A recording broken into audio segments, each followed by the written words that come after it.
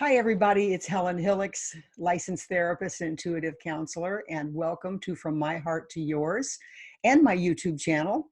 And today I have the pleasure of interviewing Lisa Erickson, and she is an energy worker and author, and she's got a brand new book, and that's why I'm interviewing her today, is to help her talk about her brand new book, the title of which is Chakra Empowerment for Women: Self-Guided Techniques for Healing Trauma, Owning Your Power, and Finding Overall Wellness. And we're going to go all the way deep into those three topics of, finding balance in your life and all of those things. So stay tuned. But first, I want to introduce you to her. Her website is called Enlightened Energetics, and she is an energy worker, writer, and teacher, and mom to 3 kids. I do not know how you do all that, Lisa. I swear I do not understand it. But Lisa's primary modality is chakra-based energy work, although she's also certified in mindfulness meditation instruction and a certified Feeding Your Demons facilitator. Her specialty is women's energetics, women's subtle anatomy, and practices and tools that women can employ to heal, empower, and awaken themselves. She specializes in life transits and sexual trauma. So I am so excited to have you on the show today, Lisa. And is there anything you'd like to add to that description? No, that was great. And I'm very excited to be here and dive into some of this with you. Okay, well, let's talk about those 3 topics. The first one being healing trauma, which is of special fascination to me as a therapist. I've worked for 35 years with people with trauma, and I'd love to hear you talk about that and how chakra and energy work really helps women to do that. Yeah. Well, and my work with healing specifically sexual trauma, I work with different types of trauma, but that has become an area where I do a lot of work, really grew out of my women's energetics work. So I was working with women first on life transit and other types of healing. And I just had a phenomenal number who had some sort of sexual abuse or assault in their background. And as we know from the numbers, from the statistics, it is really shocking how many experience it in some form. If Yeah. you believe in past lives, if you believe in ancestral trauma, transgenerational trauma, then you are, of course, magnifying that number, exponentially. Pretty much everyone. Yeah. And I feel we're in this time in history, essentially, where this is almost the primal wound, this wound of the feminine. It's really up for both men and women. And I do work with men too, but it really is about healing on this deeper level. And so this healing from abuse and assault at the energy body level, especially, which is kind of where we're all connected, is part of larger shifts culturally and socially that are going on. So that's just kind of an aside, but that's really why I'm so passionate about the work. Well, I mean, you just said an hour's worth right there in that one sentence. Yeah. Culturally, socially, and intimately, we all experience that sexual trauma, men and women, which side you're on. It doesn't make any difference. If you've been the person who was abusing somebody else because of your social cultural training, that's a trauma. Mm-hmm. Would you talk just about that just for a moment about, that how our society demonizes men for doing what they have been taught to do for thousands of years? Yeah, I mean, I think this is the challenge right now, right? Because we're in this Me Too moment, but the focus is more on vengeance, perhaps, or not even always vengeance, just correcting an imbalance. But in order to correct that imbalance, it is not simply about empowering the feminine in women or empowering women. It is also about breaking down this conditioning that both have been subject to. And for me, it's very personal because of my 3 kids. I have an older daughter and I have 13-year-old boy-girl twins. And so it's been interesting to me to watch their gender conditioning, even within, for someone like me and my husband, as what we consider ourselves progressive parents, just to watch as they get older, as they enter their tween and teen years, the different ways, especially that boys and girls are conditioned around their emotions, around puberty, around sexuality, And then we see how that plays out in the larger culture. So it is about healing on both sides. Now, when I'm talking about healing women, I'm focused on specifically the wounds or dysfunctions that tend to manifest at the energy body level when someone has experienced abuse or assault. But in fact, because of the larger conditioning, all of us have some of these layers of things to release, both men and women. And even if you don't consider yourself to have experienced trauma, or abuse, or assault. I really appreciate that perspective, Lisa, because I think there are so many people who say, I feel so, let's say women who say, I feel so shut down sexually, but I've never been traumatized myself. But they live in a culture that is so full of trauma to women, and maybe their mother was traumatized or their grandmother. You talked about that, the DNA legacy as well as the cultural legacy, and it's like you cannot, you're swimming, you're a drop of water in the river of humanity, and if it's polluted, so are you. Yeah, you're part of this larger matrix. And then on top of that, we have things like religious conditioning. So you may not have experienced abuse or assault, but you may have been given very specific messages about sexuality and what it is, and then we have the objectification of women, as you mentioned, and just in general, a denigration of sexual energy, of women's sexual energy, labeling it as being either dangerous or impure. And depending, and you might relate to your sexuality that way, and you shut it down inside yourself. It may feel dangerous or it feels impure. And you've experienced messages around that, regardless of whether you had any abuse or assault, and it may shut you down just as much. That makes so much sense. Would you talk about, because you said a minute ago about feeling that trauma in your energy body, would you talk about give us some specific examples of how that sexual trauma manifests itself in the energy body, what kinds of dysfunction it leads to, and how you work with it? Yeah, it's really individual, but a lot of what I see, there's certain patterns that I see. And I maybe should first speak to how I view the energy body. I view it as this interface between our physical body and our psyche or spirit. So people work at healing from different levels. Some people, physical modalities are going to be where it's at, right? And they really want somatic physical work.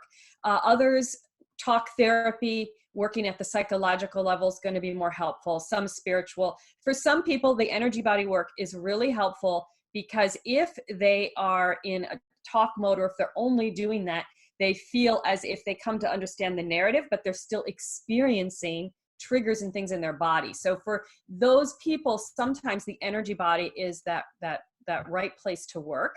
So I never say it's for everybody, but for those it's very interesting. It's very helpful. But one of the patterns that I would see the most common is dissociative patterns, energetic dissociative patterns. And of course, as a therapist, the technical definition of disassociation from a psychological perspective. When I use it, I mean individuals who've disconnected from their lower chakras, which are related to our lower body and our sexual organs. And all of their energy is up in their upper chakras. So they're not grounded, and that has a lot of impact on how they relate to the world. And in fact, because I work with the chakras, I get a lot of people who are very spiritual. And in many cases, their spirituality may have become a form of disassociation. And it's very confusing to them, because they've been working for so many years to change and grow, had very profound experiences, but still are struggling with some of the basics of getting by in the world. And it's because their spirituality's become dissociative. So it's really about working with those lower chakras. So that's one pattern. We could maybe stop there before I give you another one, if you want to talk a little bit. Well, I really appreciate that, because I try to integrate body, mind, and spirit in the work that I do. And one of the things that I've seen over the 35 years is people who want to dissociate in their head. They want to meditate, but they never bring that meditative wisdom back into their bodies and into their lives. So it's another way of calling that, I think, is spiritual bypass. Yeah. They try to use their spirituality to bypass the trauma work that they need to do. And you're so right. All it ends up doing is, lands them in their head, but they still don't know how to enjoy their bodies. Yeah. And that impulse or that pattern developed as a self-protective mechanism, especially with childhood abuse survivors. It was a way of surviving the abuse to essentially learn to leave your body, Yes. right? But now being embodied feels painful, feels overwhelming, feels uncomfortable, and it's partially about learning to be back in your body. And for some people, doing that through the energy body is actually more manageable than, say, becoming a yogi, or being in physically doing some physical modality that's very physically based. It's very individual, but so a lot of my work has to do with helping people reconnect their energy body to their lower chakras. So can you give us an example of that? I mean, even if it means like lead us in a 5-minute kind of meditative experience, I'd like to taste what you do. Yeah. Well, I have two main empowerments, I call them, that I like, and they're both in the book, that are related to the root and the second chakra. So maybe we could do the second chakra one, because that is in a woman's pelvis. And I can talk a little bit about that first. Really, how I got interested in women's energetics was after the birth of my older daughter, and I had a major health crisis. And I'd already been meditating for many years on my chakras. I consider myself really healthy. And that health crisis helped me, or triggered me, to really research what was different about women's and men's energy bodies. How had my energy body changed post-birth? And it led me down this whole track, all these teachings really on the differences in women's energy bodies that were not being covered in a lot of mainstream chakra books, just because for the most part, the initial teachers that came to the West and spread these teachings were men. And for the most part, the people who wrote down the teachings were men. And now that's changing and there's more information available. But the primary difference is that a woman's energy body, for the most part, is anchored in her second chakra, in her pelvis. It's linked to womb energy. Some of us may feel reluctant to relate to it that way because it seems to be saying, oh, a woman's function is procreative, but it's not about that at all. It's really simply a technical, energetic thing. It's sort of like, how could this amazing ability to nurture life, right, not be the center of a profound and unique energy center? How could it be? You may not use it to have a child. It doesn't matter. It is the anchor for your energy body. And so what happens is often women disassociate from that energy center, which is linked to our emotions, creativity, inspiration, fluidity, all of these things. It's like it gets put on lockdown. And of course, sexuality, it gets put on lockdown. So what I created was a visual that's kind of a counter to the usual energy body visual, which you may be familiar with, that the chakras, sometimes in Kundalini teachings, it's laid out, there's a snake at the base of your spine, and the snake rises up from the root chakra. So what I created instead was a visual to counter that. That's the feminine energy body, which is a lotus in the pelvis, a giant lotus of light. And then you have a strong stalk going down into the earth and rays of light emanating up through the rest of your body. So I'm happy to lead us all through that right now if you want. I would love that. Something that I do often with clients is similar, but is having them connect to the energy of a tree. Yes. And feeling the roots, connecting and being nurtured and being grounded, and then the strength of the trunk and the reaching, out, providing shade and reaching out to the heavens. So I love that. And yes, I would love that. I would love for you to lead us through that. Let's do it. If it feels right to you, I think our audience would love that. Let's do it right now. Let's do the sacral lotus. Well, I'll invite I'll invite everyone participating to close your eyes if that feels comfortable, but you don't have to if you prefer to keep your eyes open. I'm closing mine. Okay, me too.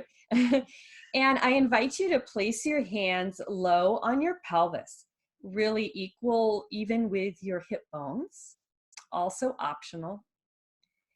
And deep inside your pelvis, begin to visualize a beautiful open lotus flower made of rays of light.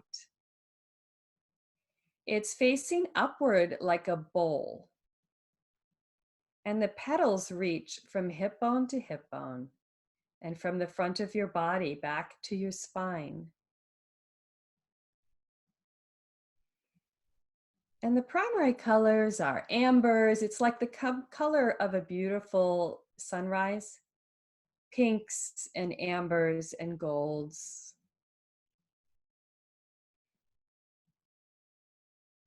On the bottom of the flower is a strong stalk that's going down through your tailbone into the earth.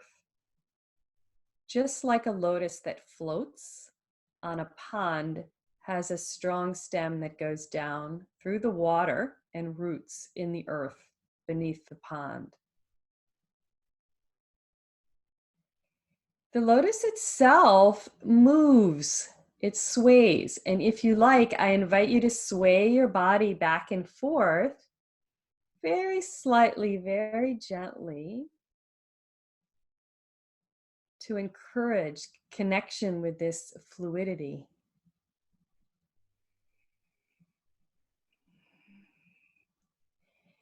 And then imagine that rays of swirling light are very gently emanating up from this sacral lotus in your pelvis into the rest of your body. There's rays flowing up through your navel chakra, into your solar plexus, filling your whole stomach with light. Rays swirling up to your heart chakra, filling your whole chest with light. Rays up into your throat, your third eye, all the way up to the crown of your head. Out through your arms. From the base of the flower into your legs. It's all in flow and it's all emanating from this beautiful light and flower in your pelvis.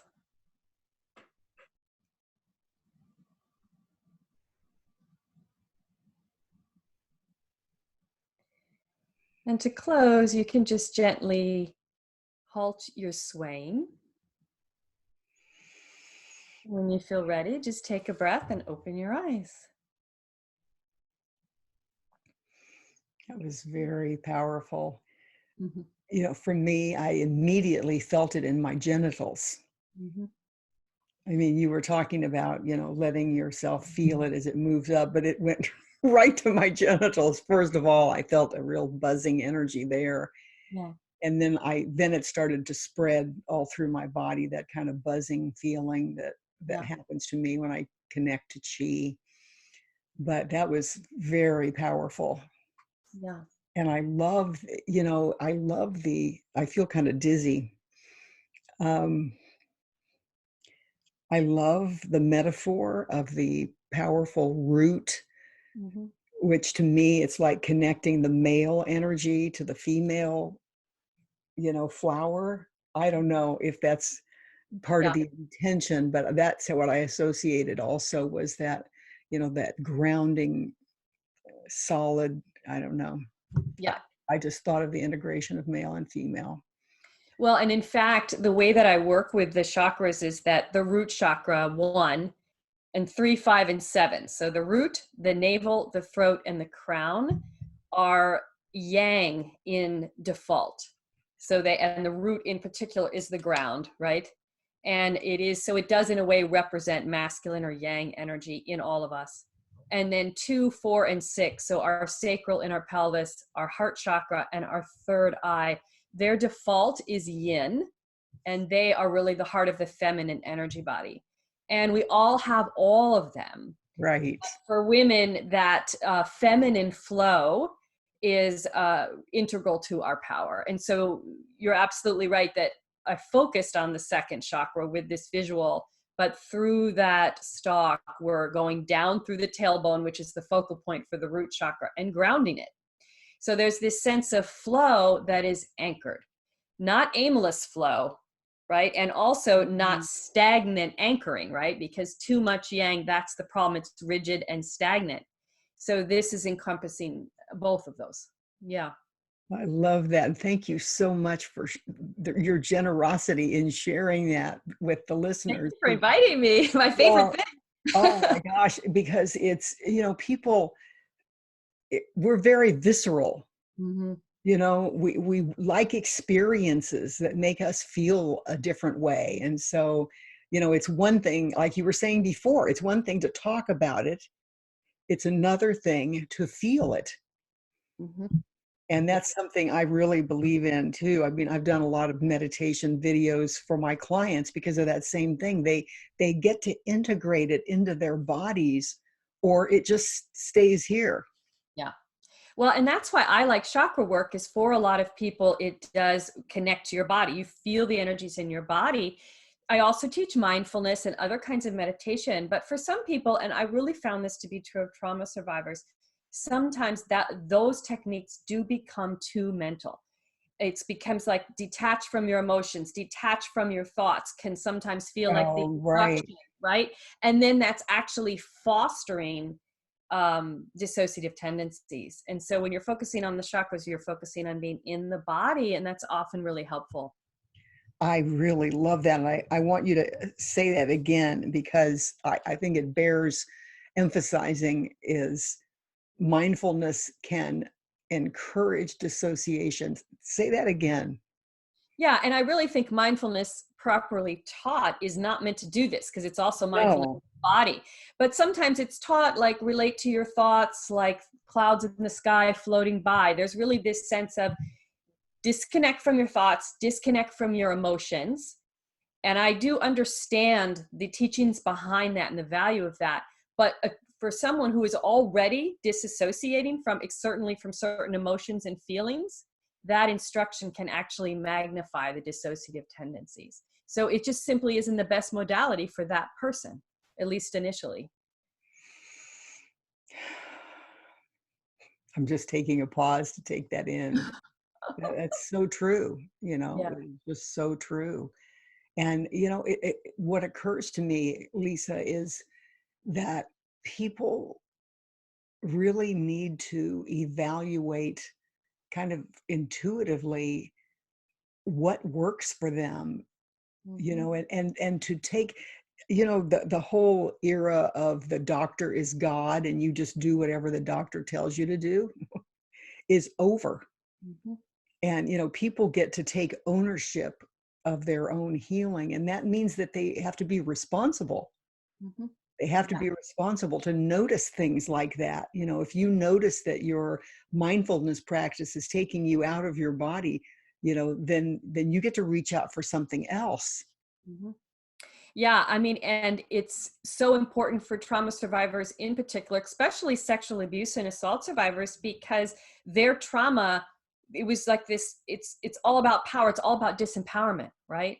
So Hmm. part of the healing is reclaiming your power, and reclaiming your power through your healing process is speaking up and saying, this isn't working for me.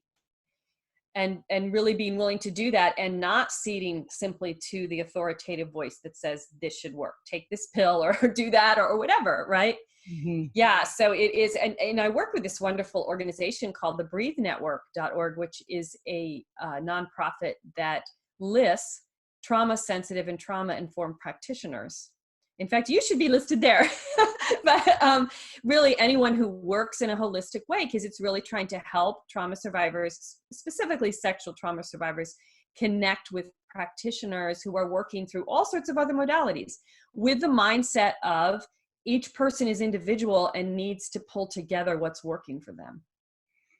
Again, that ownership, but you're giving them a wonderful resource. The breath, is it what it's called? The Breathe Network. The So you can just breathe, the Google, breathe yeah, network. the breathenetwork.org. Yeah, yeah.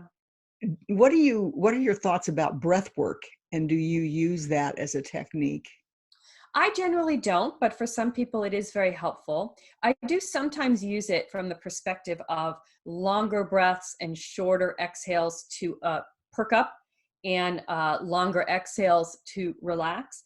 But what I do find with a lot of trauma survivors anyway, is sometimes breath work feels constraining.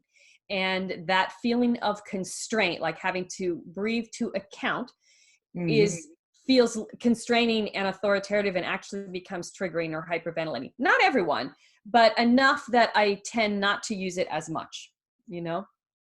My daughter's recently gotten into it, and her stepsister, and I did it last week, and I loved it. But I can totally understand what you're saying about it. But I just think, again, it's one of those things that you get to consider whether that would be something that would support you Mm-hmm. Yeah. or undermine you. Yeah. And I'd be more likely to use it for people coming to me more for stress management or non-trauma, not explicitly trauma work, you know, for that. Mm-hmm. So is there anything else you want to say about the trauma part? Although I know we could talk about it for the entire hour, I do want to get into the life balance and the, Yeah. manifesting, creating your greatness. Well, there's one more pattern and we can just quickly mention it. No, you don't have to make it quick. Okay. It's one of my favorite topics. Yeah. Well, I was going to say the energy body level, another pattern, besides this kind of dissociative tendency or disconnection from the lower chakras, is a hyper reliance on the navel chakra, which is the chakra of personal power and willpower. Some people consider it the solar plexus, but whichever focal point you use, that third chakra. You'll have some sexual abuse survivors in particular, I have found, or childhood abuse survivors, that it's almost like they make a vow, I will never be vulnerable again. And Absolutely. turn themselves into an island. And it's like their navel chakra is so well developed, often very successful in life because they have learned to power through anything. Yeah. But that is exhausting and there's no support. And so at a certain point, there's some kind of breakdown of some type where they're just so fatigued that their body breaks down or some other crisis. And then that work is also about connecting with the lower chakras, but it's also about relaxing the control tendencies in the navel that are really coming from fear and creating flow through the whole chakra system. So that's another tendency that I see is this hyper buildup in the navel chakra, and all the other chakras are sort of weaker. And it's kind of about spreading out the energy throughout the energy body system. So I just wanted to mention that other pattern. I love that you're bringing that up, though, Lisa, about the, and whether you discuss it as just aspects of our oneness or you discuss it as different chakras, the idea that we get overdeveloped in certain areas and underdeveloped in others is such a powerful concept. And I found it to be such a helpful way for people to understand themselves. Mm-hmm. Yeah, exactly. And it's really from our conditioning and our experiences, and it's usually rooted in fear, right? It's usually rooted in, you're basically self-medicating or self-protecting some sort of fear, and putting all of your eggs in one basket almost, right? Yes. And then there's a limit to the amount of adaptability and flow that you have because it's very fixed. Yeah. Yeah, you have to be in control. I mean, I know this is continuing that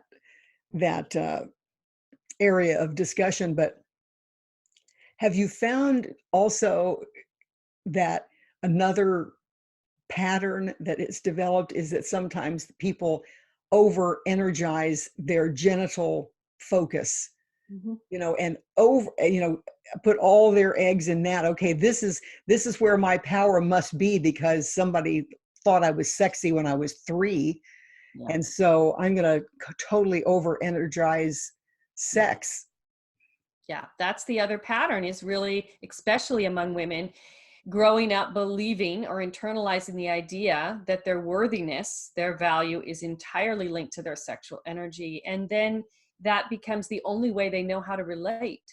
And they're really exhausting themselves in a way, sort of using this sexual energy all of the time as their sole method of interacting or transactioning with people, right? They don't feel they have anything else to offer, really.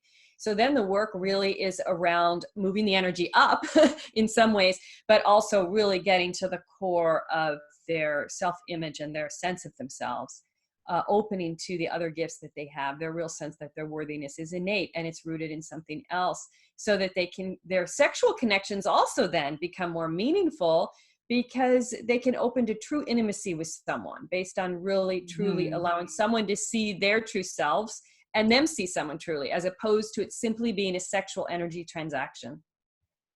You know, one thing I love about what you're saying in all three of those patterns is that I mean, it makes me tired of thinking about it, honestly. You know, when we're trapped in either shutting down, you know, and disconnecting from our bodies, or the, you know, the other two ways also, you know, being super controlling or super sexual. It's like any of those out of balance ways of coping with life are so draining. Mm-hmm. Yeah, we exhaust ourselves because there's no support, there's no flow. Yeah, and we're out of balance, and that's it. And so usually there is a crisis point where someone just can't do it anymore. Sometimes it's the body breaking down through some kind of illness, right? Or it's just another kind of break in their ability to function.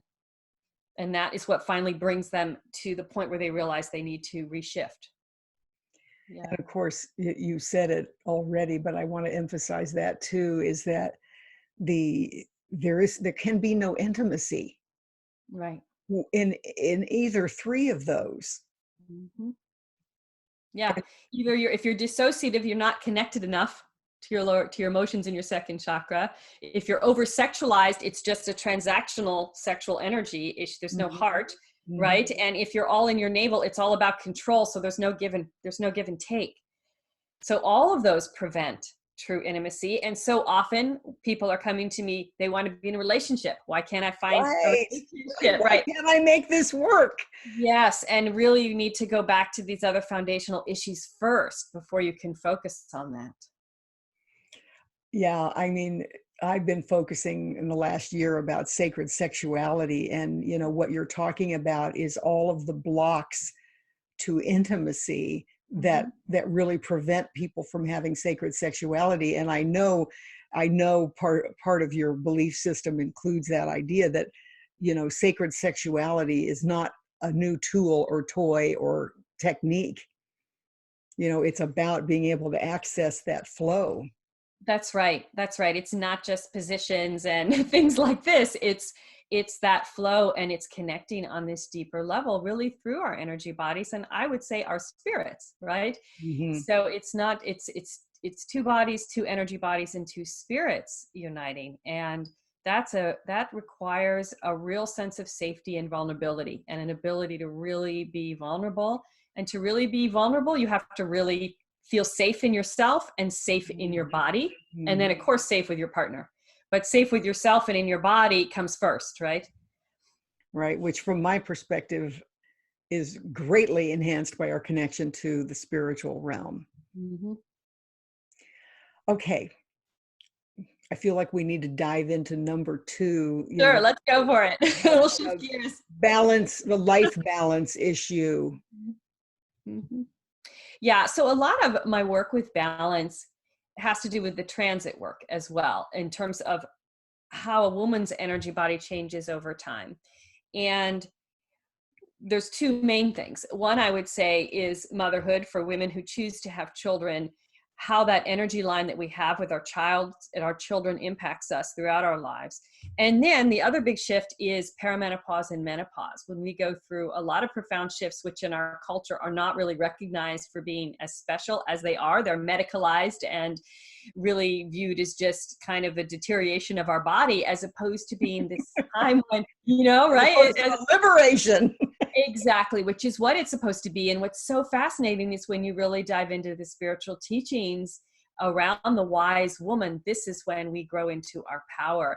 And from an energy body perspective, it's this shift of identification from the physical to the energy body. So, and there's great power in that occurring because you're not tied to this cycle anymore.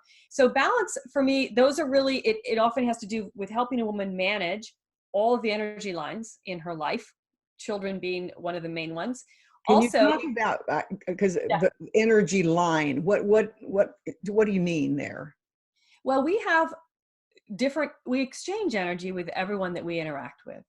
But the people who are closest to us, there's certain types of lines that form. And then we're exchanging energy with those people, even when we're not physically in their presence.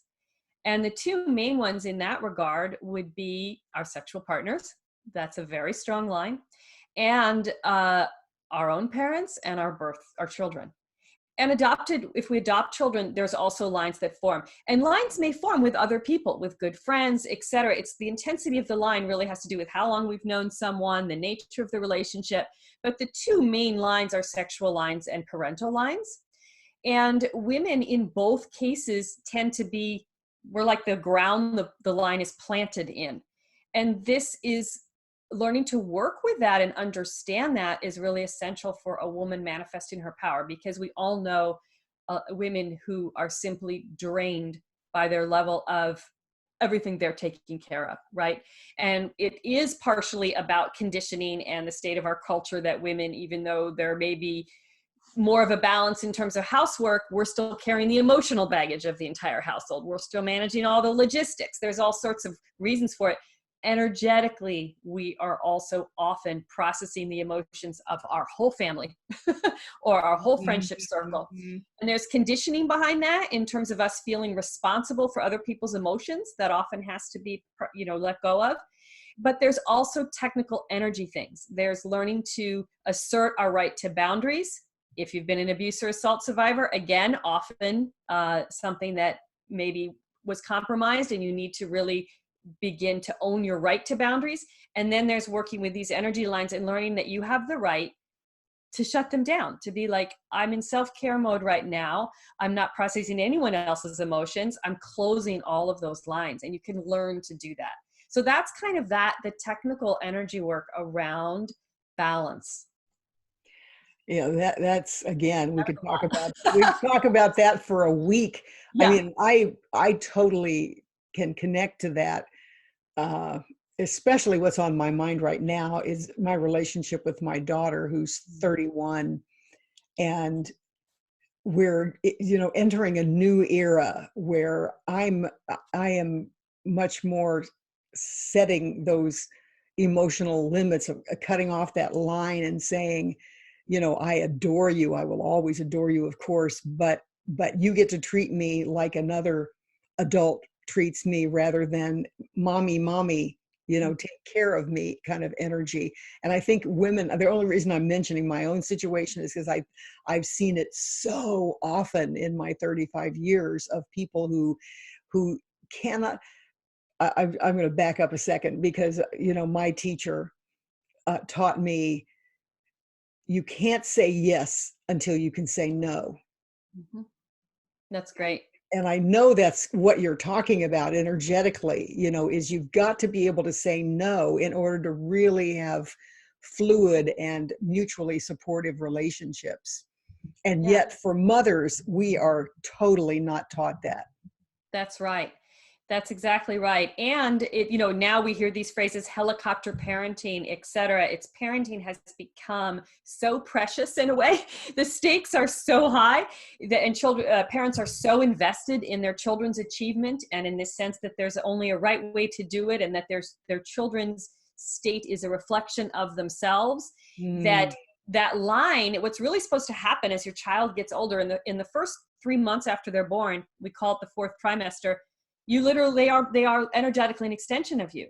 Right. But from that point forward, there's these developmental benchmarks where this energy line, they should be getting more and more independent. And this energy line should be getting less and less and less active. And so that it's basically dormant at a certain point. And we have a difficulty with that in this culture, I find. And that is a lot of the work, is women owning their right to do that. And it's a gift then to your children as well, because then they are forced to grow into their own power, right? I completely agree. And yet this kind of goes back to what you were saying before about the cultural, social impact. I read something recently, Lisa, about how many people between the ages of 18 and 35 are still living with their parents because nobody can afford to live on their own in our economic times, with that great divide between the rich and the poor and the middle class shrinking. And so when I grew up, I'm 70. When I grew up, it's like I moved out at 18 and I was self-supporting. Yeah. And went to college and got student loans. I had a whopping $2,000 in loans, and I thought that was huge. Yeah. But it's like it's changed nowadays too, which I think exacerbates this problem. It certainly does. So that's part of the larger cultural problem that we have, for sure. But even if your child is living with you, there are energetically things that you can still do to Mhm. try to create that sense of independence. But I definitely hear you in terms of the social component of why this is happening now in the West so profoundly. Yeah, and again, I love always to bring in, and I love the way you're weaving it into. It's like it's nobody's fault. This is just what we've been taught. These are the experiences. It's like people are so ashamed, of what they're doing, no matter what it is. It's like we're overcome with this feeling of shame and guilt and fear. And if we can just have compassion for ourselves and say, okay, this is what's happened, but I'd like to work on my energy body to shift that. Yeah. Yeah. And I think, I don't want to get us too far afield, but I think it is also fueled, the issue is also fueled by the rise of social media and the relating to things as images. Like there's just a lot of sort of putting out the perfect life, and it has fed this culture of, the perfect family life, the perfect career, the perfect vacation, this real image sensitivity. And that has fueled this sense, I think, in a way of we always have to be, our children are an extension of our own achievement and all this kind of stuff. So I love that. Absolutely. Look at my child. Look at their soccer achievements. Look at the award they won. And it's like nobody says, look at my kid who's struggling like crazy and I'm going crazy trying to support them. yeah, Nobody shares that, and the same thing with sexuality. Look at the guy I've got, or look at the body I've got. It's like crazy, crazy man. mm-hmm. Exactly. Well, and then the other part of the balancing has to do with perimenopause and menopause. So that's another big women's energetic phase of life where, now we understand, many women didn't know for a long time, perimenopause can extend almost 10 years. We have this astrological transit that occurs around 42, 43 that involves Uranus, and Uranus is the planet of Kundalini energy, this energy that flows through the chakras. So often that really kicks off this shift of the perimenopause phase, even before we have any physical signs of menopause. Really throughout our 40s, most women's energy, they're getting kind of these surges of energy that kick off a real soul searching. It might kick off a crisis. More often it kicks off a kind of soul searching. And that, if we learn to work with that, there's tremendous potential for rebirthing, which it sounds like you did. I don't know if you did it at that time or later, but that you sort of Reinvented myself. yes. Yeah. I actually did that at 69. Oh, good for you. Long after I went through menopause. But, I was one of the incredible lucky ones that I just had hardly any impact of Yeah. menopause. I mean, it's like I don't have hot flashes. My sister, who's 1 year younger than I am, still has horrible hot flashes and other symptoms. So it's such a variety of Yeah. experiences. So I do want you to talk more about that. I do think that during that period too, I was going, I mean, I hope to always be going through a transit, as you called it.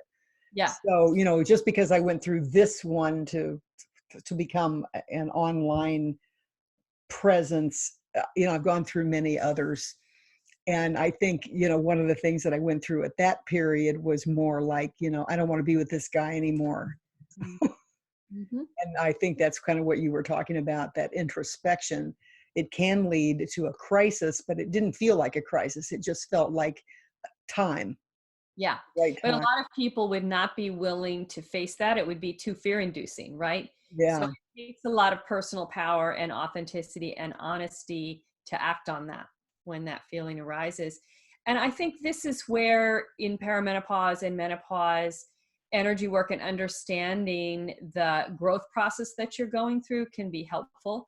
From an energy body perspective, at that time, karmas or old emotional patterns are rising to the surface for us to deal with.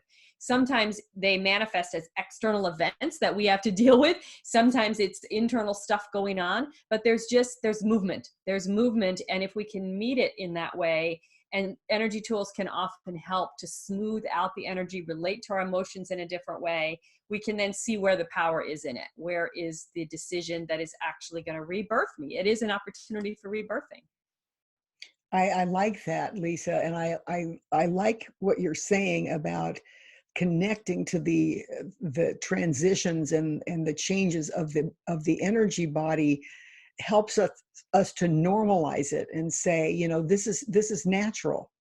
Mm-hmm. This is supposed to happen. This is part of our process, and to embrace it rather than fear it or like you were saying, medicalize it. Yeah. I mean, transition is how we change from one state to another, right? And so transition is always an opportunity. It's an opportunity for newness.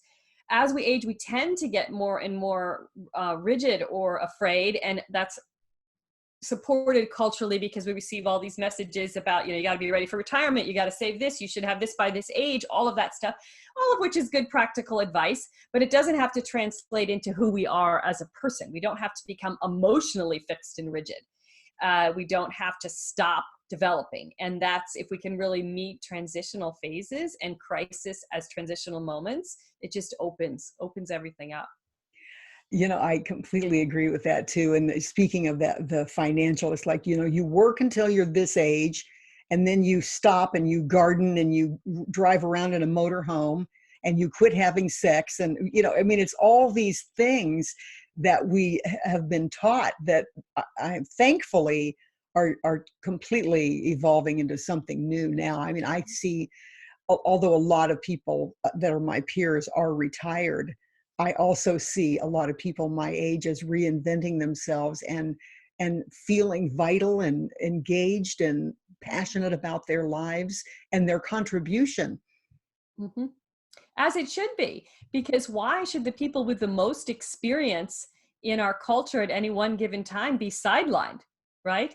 These are supposed to be the wisdom years, right? These are supposed to be the years when they can manifest and make impact that is the most profound from their experience, right? So this is the problem with our attitude towards aging, that it is, right, you're put out to pasture.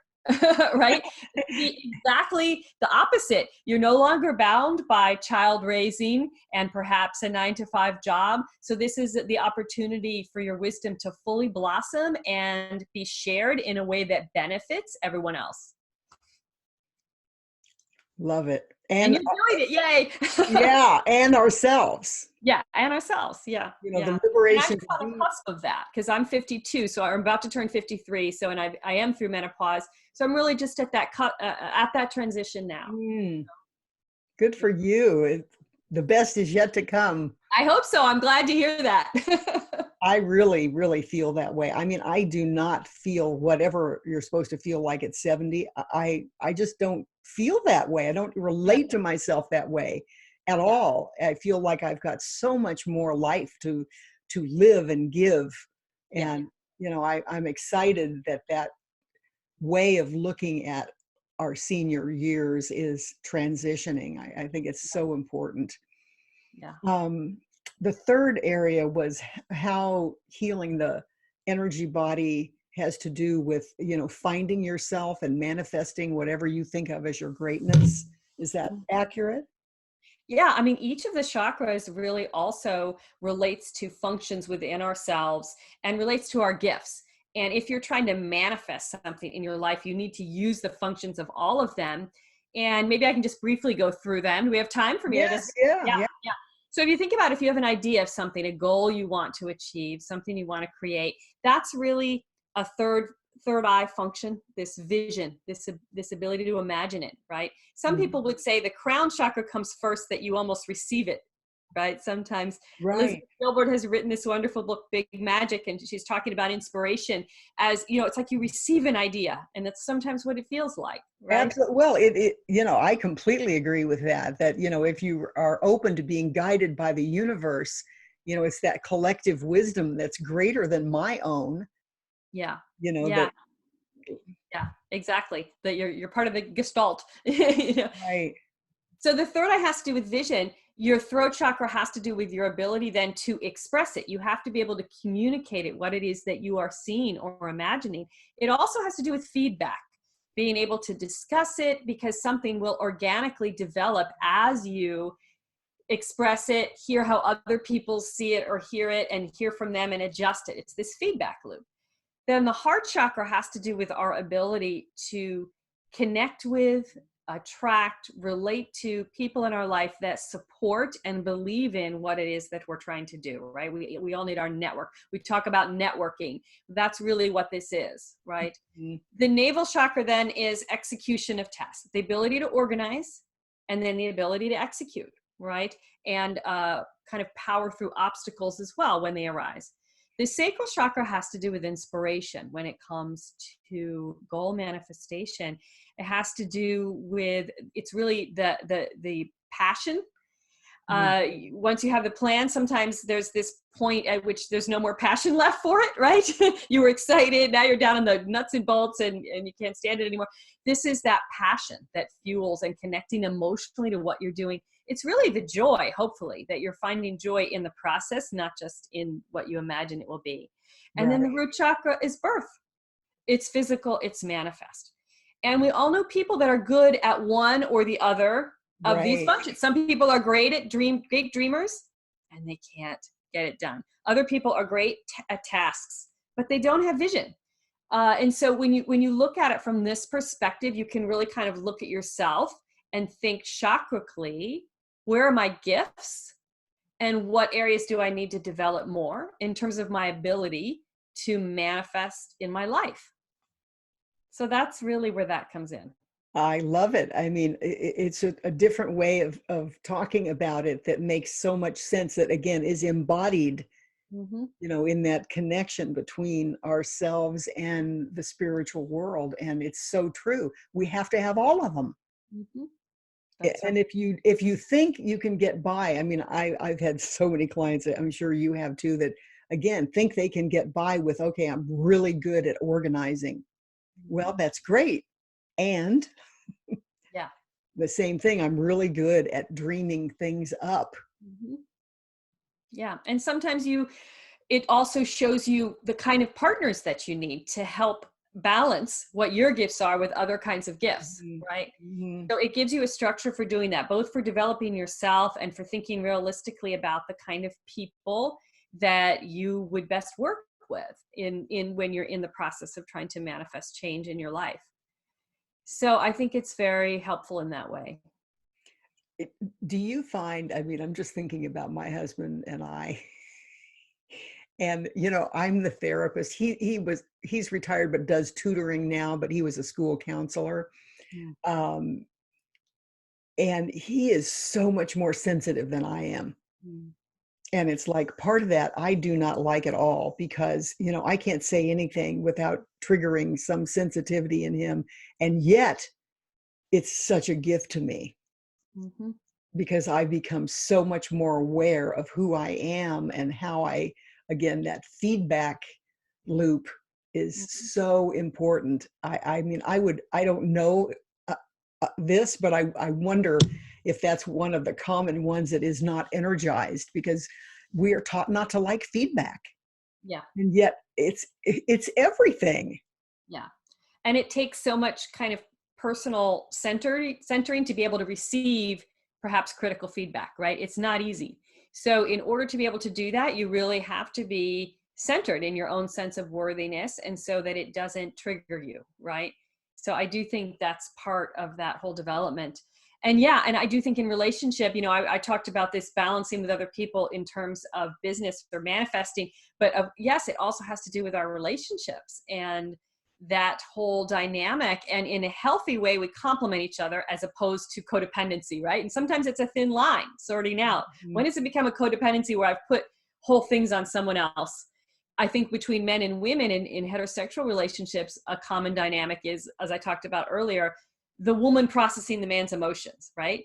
Now it sounds like in your household, that's you've broken that stereotype completely, which is great, but that happens a lot, right? Where the woman is processing not only her own emotions, but her male partners because of the conditioning each have received.